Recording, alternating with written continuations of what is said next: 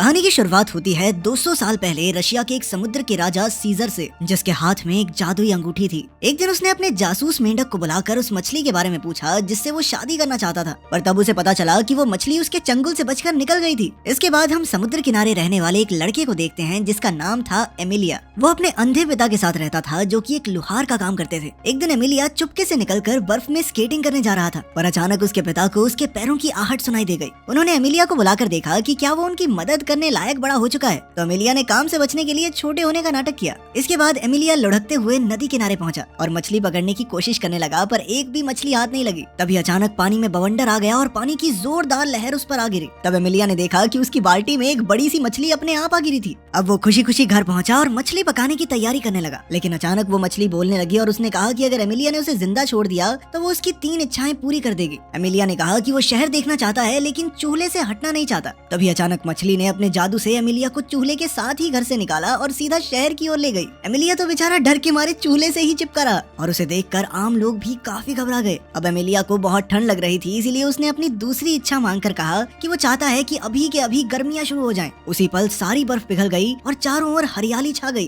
पूरी सड़क भी पानी से भर गई और जब एमिलिया जैसे तैसे बाहर निकला तो वो काफी निराश था, क्योंकि उसने 2 इच्छाएं यूं ही बेकार कर दी थी। तभी अचानक उसका सामना कुछ डाकुओं से हुआ। उन्हें एमिलिया के पास कोई कीमती चीज नहीं मिली तो वो उसकी बाल्टी ही उठाकर ले जाने लगे, पर एमिलिया किसी भी हालत में उस मछली को खो नहीं सकता था, इसीलिए वो बाल्टी छीनकर भाग निकला और उस मछली को नदी में फेंक दिया। लेकिन जल्द ही डाकुओं ने उसे फिर से बंदी बनाकर पेड़ से उल्टा लटका दिया। बाद में उसने नदी की ओर से एक लड़की को आते देखा। उस लड़की ने एमिलिया को आजाद किया तो वो भागकर उस मछली को ढूंढने के लिए नदी के पास गया, लेकिन अफसोस कोई फायदा नहीं हुआ। तब उस लड़की ने अपना नाम वसीलिसा बताया और उसकी आवाज सुनते ही एमिलिया पहचान गया कि यही वो मछली है। अब एमिलिया ने उसका स्कार्फ चुरा लिया ताकि वो भाग न सके और अपनी तीसरी इच्छा मांगने को तैयार हो गया। उसने कहा कि वो रशिया के राजा जार की बेटी राजकुमारी अनीसा से शादी करना चाहता है। उधर शाही महल में राजकुमारी अनीसा इंग्लैंड के राजकुमार लॉर्ड रॉथमैन के साथ थी। रॉथमैन उसे तरह तरह की बेशकीमती तोहफे देकर खुश करने की कोशिश कर रहा था। उसने राजकुमारी को एक ऐसा बाजा दिखाया जिसे अंदर से एक बौना आदमी बजाता था और सबको लगा कि ये अपने आप बज रहा है। जल्द ही एमिलिया और वासालिसा भी जार के महल में आ पहुंचे और उनकी बातें सुनने लगे। तब जार ने रॉथमैन को नीचा दिखाने के लिए कहा कि ये बाजा तो कुछ भी नहीं है, उसके पास तो एक ऐसी बिल्ली है जिसका गाना सुनते ही लोग खुद ब खुद नाचने लगते हैं। ये सुनकर रॉथमैन ने कहा कि वो भी ऐसी बिल्ली देखना चाहता है। तभी अचानक एमिलिया कूदकर वहां आया और उसने कहा कि वो इस जादुई बिल्ली को पकड़कर ला सकता है, लेकिन बदले में राजकुमारी अनीसा को उससे शादी करनी होगी। ये सुनकर राजकुमारी हैरान रह गई, पर जार उसकी बहादुरी देखकर बहुत खुश हुआ और वो एमिलिया की शर्त मानने के लिए राजी हो गया। अब एमिलिया उस बिल्ली की खोज में निकल पड़ा, पर वासालिसा ने उसे समझाया कि उस बिल्ली को पकड़ना इतना आसान नहीं होगा। जब भी उसे कोई इंसान मिलता है तो बिल्ली उसे अपनी पसंद का गाना चुनने को कहती है। अगर वो बिल्ली दुख भरा गाना गाती है तो वो आदमी वहीं रो रो कर मर जाता है, और अगर बिल्ली खुशी वाला गाना गाती है तो आदमी अपने आप नाचने लगता है और तब तक नाचता रहता है जब तक उसकी मौत ना हो जाए। लेकिन एमिलिया फिर भी पीछे नहीं हटा और जल्द ही वासालिसा के साथ घने जंगल में पहुंचा। आखिरकार वो काफी मुश्किल रास्ते पार करते हुए उस बिल्ली तक आ पहुंचा।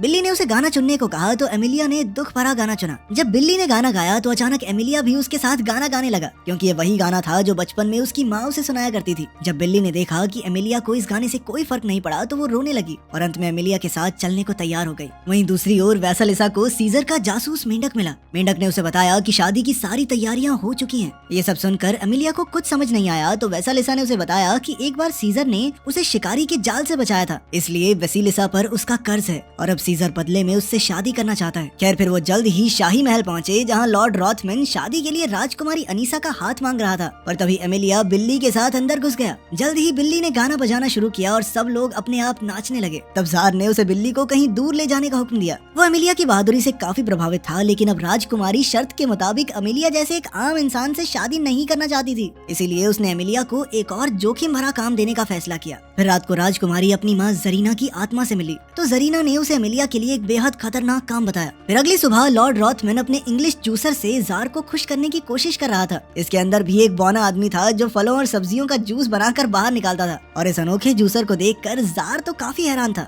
और तभी अनीसा ने वहां आकर अपनी अगली शर्त रखी। उसने कहा कि उसे एक जादुई कपड़ा चाहिए जिसे टेबल पर रखते ही कोई भी खाने की चीज उसी वक्त हाजिर हो जाए। फिर जार ने एमिलिया को बुलाकर उसे एक कपड़ा ढूंढने का जिम्मा सौंपा। जल्द ही एमिलिया और वासालिसा इस कपड़े की तलाश में निकल पड़े। तब रास्ते में वासालिसा ने उसे बताया कि ये जादुई कपड़ा 2 भाइयों के पास है। फिर कुछ देर बाद वो एक छोटी सी झोपड़ी पर रुके और वहाँ रहने वाले बाबा से थोड़ा खाना मांगा तब बाबा ने उन्हें थोड़ा सा खाना देते हुए कहा कि इस बार फसल अच्छी नहीं हुई, इसलिए उसके पास खाने के लिए ज्यादा कुछ नहीं है। ये सुनकर एमिलिया को बहुत बुरा लगा, पर वेसेलिसा ने बाबा और उसकी पत्नी की वफादारी की तारीफ करते हुए कहा कि वो दोनों एकदम सुई और धागे की तरह हैं, जो एक दूसरे को पूरा करते हैं। इसके बाद काफी देर चलने पर वो पत्थरों के शहर में पहुंचे, जहाँ दो आदमी लगातार खाते ही जा रहे थे। वो दोनों इस तरह खा खा कर जिंदगी से तंग आ चुके थे और चाहते थे कि काश कोई आकर ये कपड़ा ले जाए। तब एमिलिया ने उनके पास जाकर कपड़ा चुराने की कोशिश की, पर दोनों भाइयों ने उस पर नारियल फेंक कर उसे बेहोश कर दिया। फिर वेसेलिसा ने जाकर उनसे पानी मांगा और जब उन्होंने पानी में अपनी परछाई देखी तो उन्हें बहुत पछतावा हुआ। उन्हें याद आया कि पहले वो बहादुर सिपाही थे जिन्होंने टर्की के सुल्तान का मुकाबला किया था, पर अब वो इतने मोटे हो चुके थे कि चलकर यहाँ से बाहर तक नहीं जा सकते। तब उन्होंने वेसेलिसा को ये कपड़ा ले जाने को कहा, पर ऐन वक्त पर उनका मन बदल गया। लेकिन तब तक वेसेलिसा बड़ी फुर्ती से कपड़े और एमिलिया दोनों को लेकर वहाँ से फरार हो गई। बाद में जब एमिलिया को होश आया तो उसने अपनी होने वाली पत्नी अनीसा के लिए फूल तोड़े। तब वेसेलिसा ने उसे समझाने की कोशिश की कि राजकुमारी तुझे जान से मारना चाहती है और तू उसके प्यार में लट्टू हुआ फिर रहा है, पर एमिलिया उसकी बात सुनने को राजी ही नहीं था। उसने वेसेलिसा को अनीसा के लिए लिखी हुई अपनी कविता सुनाई, जिसके आखिर में वो उसे प्रपोज करेगा। तो वेसेलिसा उसमें इतना खो गई कि उसने ही शादी के लिए हाँ कह दी। पर तभी उसने अपने ख्यालों की नगरी से बाहर आकर कहा कि तुम्हें किसी और से शादी करनी चाहिए, उस नक्चड़ी राजकुमारी से नहीं। खैर बाद में जब वो कपड़ा लेकर शहर पहुंचे तो जार और राजकुमारी अनीसा को खबर मिली कि अमेलिया कपड़ा लेकर लौट आया है। जार और अनीसा तुरंत चौराहे पर पहुंचे तो उन्होंने देखा कि अमेलिया सारे शहर में लोगों को मुफ्त का खाना बांट रहा था। बाद में अनीसा ने कहा कि वो अमेलिया से शादी के लिए तैयार है, पर उसकी एक आखिरी शर्त थी, जिसके मुताबिक अमेलिया को अनीसा की मर चुकी माँ जरीना की आत्मा से उनकी शादी के लिए इजाजत लेनी होगी। अब एमिलिया एक बार फिर से उनकी शर्त पूरी करने के लिए राजी हो गया। फिर रात को वेसेलिसा ने उसे मरे हुए लोगों की दुनिया में जाने का रास्ता बताया, पर उसने एमिलिया को सावधान करते हुए कहा कि आज तक कोई भी वहाँ से लौट कर नहीं आया। लेकिन एमिलिया फिर भी डटा रहा। फिर रास्ते में वो दोनों एमिलिया के पिता से मिले, पर एमिलिया बिल्कुल चुप रहा ताकि उसके पिता को पता न चले कि वो यहाँ मौजूद है। इस दौरान उसके पिता ने वेसेलिसा के सामने एमिलिया के बारे में सारी अच्छी बातें कही। जल्द ही उन्हें एहसास हो गया कि एमिलिया भी यही है और उन्होंने उसे आवाज दी। तब एमिलिया ने अपनी सारी शरारतों के लिए उनसे माफी मांगी और वेसेलिसा से अपनी आखिरी इच्छा मांगने का फैसला किया। वो चाहता था कि उसके पिता की आंखों की रोशनी वापस आ जाए और वेसेलिसा ने उसकी इच्छा पूरी भी कर दी। बाद में जब वो दोनों नदी किनारे पहुंचे तो एमिलिया ने वेसेलिसा का शुक्रिया अदा किया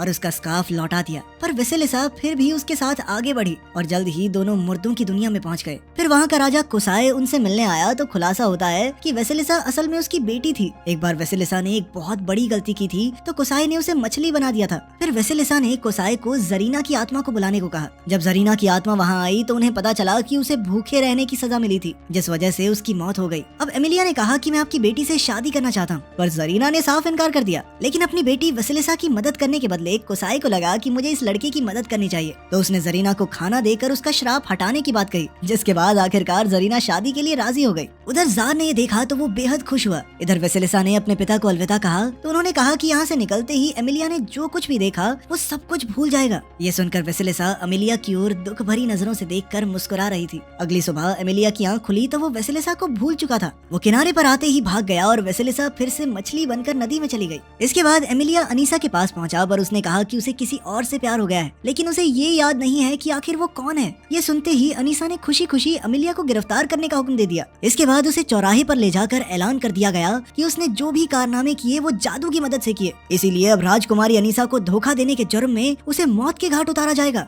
ये सुनकर जार निराश होकर वहाँ से चला गया। फिर अपने आखिरी वक्त में एमिलिया ने अपना बचपन और अपने पिता के साथ बिताए समय को याद किया। तभी अचानक वेसेलिसा सीजर के चंगुल से बचकर एक बार फिर वहाँ पहुंची। वेसेलिसा ने एमिलिया को रिहा करवाने के बदले में अनीसा को अपनी शक्तियाँ देने का वादा किया और अनीसा ने खुशी खुशी एमिलिया को रिहा कर दिया। फिर अनीसा ने अपनी पहली इच्छा मांगकर खुद को रानी बना दिया। उसने अपने पिता जार से उसका ताज छीनकर उसे एक टावर में कैद कर दिया। अब अनीसा की दूसरी इच्छा थी कि वो इंग्लैंड के राजा की पत्नी बने। तभी इंग्लैंड के राजदूत उसके लिए शादी का प्रस्ताव लेकर आ पहुंचे। उधर एमिलिया अपने घर जाकर उस इंसान को याद करने की कोशिश कर रहा था जिससे उसे प्यार हुआ है। तभी अचानक उसके पिता ने सुई और धागे की बात की, जिसे सुनते ही हमारे हीरो के दिमाग की बत्ती जल उठी और उसे एहसास हो गया कि वेसेलिसा से ही प्यार करता है वो, और उसे वेसेलिसा के साथ बिताए हुए समय के बारे में सब कुछ याद आ गया। अब वो तुरंत शहर की ओर निकल पड़ा तो उसके पिता और दो भाई भी उसके साथ आ गए। फिर उन चारों ने मिलकर महल का दरवाजा तोड़ डाला और एमिलिया वेसेलिसा को ढूंढने लगा। वेसेलिसा को यकीन नहीं हुआ कि एमिलिया उसे पहचानता है, लेकिन तभी अनीसा बीच में आ गई। उसने कहा कि वो वेसेलिसा की तरह जादूगरनी बनना चाहती है, पर वेसेलिसा ने उसकी तीसरी इच्छा समझकर उसे पूरा कर दिया और तभी अचानक वो भी एक मछली बन गई। और तब उसे एहसास हुआ कि अब उसकी शक्तियाँ किसी काम की नहीं, क्योंकि वो सिर्फ दूसरों की इच्छाएं पूरी कर सकती है। फिर अनीसा ने अपने एक नौकर को बुलाकर कहा कि वो विश मांगे कि अनीसा की शादी दुनिया के सबसे ताकतवर राजा से हो जाए। जैसे ही नौकर ने उससे ये इच्छा मांगी तो अचानक ही समुद्र से सीजर बाहर निकला और अनीसा को अपने साथ ले गया, क्योंकि असल में तो वही दुनिया का सबसे ताकतवर राजा था। आखिरकार वेसिलिसा का श्राप खत्म हुआ और एमिलिया ने उसके पास जाकर अपनी कविता सुनाई और आखिर में उसे चूम लिया। अंत में एमिलिया और वेसिलिसा हमेशा हमेशा के लिए एक हो गए। अगर आपको ये अलग सी कहानी अच्छी लगी और ऐसी ही और कहानियां सुनना चाहते हैं तो कमेंट्स में जरूर बताना।